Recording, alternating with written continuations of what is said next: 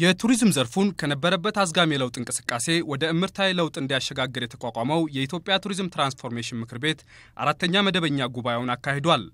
ምክር ቤቱ በባለፈው ጉባኤው ሀገሪቱ በቱሪዝም የምትተዋወቅበት ብራንድ ወይም ልዩ ምልክት ኢትዮጵያ ላንድ ኦፍ ኦሪጂንስ አጽድቆ የነበረ ሲሆን በዚህኛው ጉባኤውም አቻ ትርጓሜውን ኢትዮጵያ ምድረ ቀደምት የአማርኛው የቱሪዝም ልዩ ምልክት ሆኖ በጠቅላይ ሚኒስትር ኃይለማርያም ደሳለኝ ጸድቋል።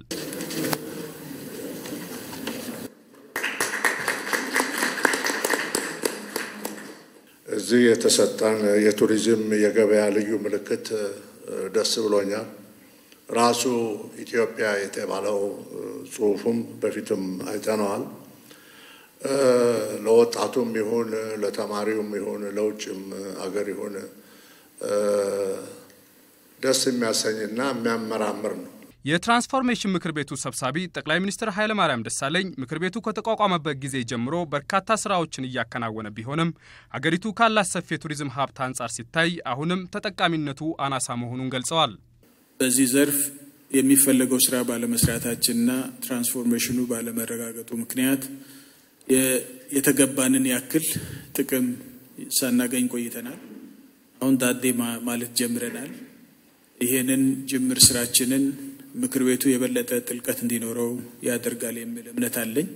በሀገሪቱ የሚገኙ የቱሪስት መስተንግዶ ተቋማት በተለይም ሆቴሎች ዓለም አቀፍ ተወዳዳሪነታቸውን ለማሳደግ ከዓለም ቱሪዝም ድርጅት በመጡ ባለሙያዎች ስልጠናና ደረጃ መሰጠቱ አገልግሎቱን እንዳሻሻለው የገለጹት ደግሞ የባህልና ቱሪዝም ሚኒስትር ዶክተር ሂሩት ወልደማርያም ናቸው።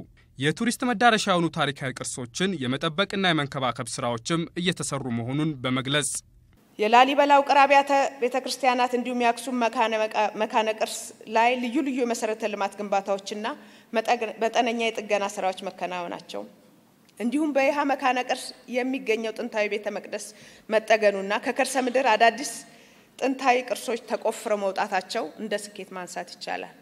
በጉባኤው የቱሪዝም ድርጅት ነባርና አዳዲስ የማዳረሻ ልማት ስራዎች በቱሪዝም ገበያ ልማት የተከናወኑ ተግባራት የ6 ወር የሥራ አፈጻጸም ሪፖርት ቀርቧል። የምክር ቤቱ አባላትም የሀገሪቱ የቱሪዝም ሀብቶች በዘመናዊ ቴክኖሎጂና በዓለም አቀፍ መገናኛ ብዙሃን መተዋወቅ እንደሚገባቸው አሳስበዋል።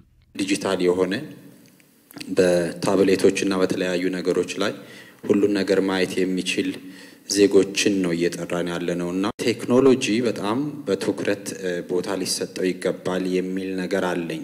የቱሪዝም ትራንስፎርሜሽን ምክር ቤቱ በሀገሪቱ የመጀመሪያውን የቱሪስት ድርጅትና አስጎብኚ ድርጅት በማቋቋም እንዲሁም ኢትዮጵያ ለረጅም ዓመታት ስትተዋወቅበት የነበረው የ13 ወር ጸጋ ልዩ ምልክት በመፍጠር የኢትዮጵያ ቱሪዝም አባት በመባል ለሚታወቁት ለአቶ ሀብተስላሴ ታፈሰ በጠቅላይ ሚኒስትሩ የሰርተፊኬት የኒሻንና የብር ሽልማት ተበርክቶላቸዋል።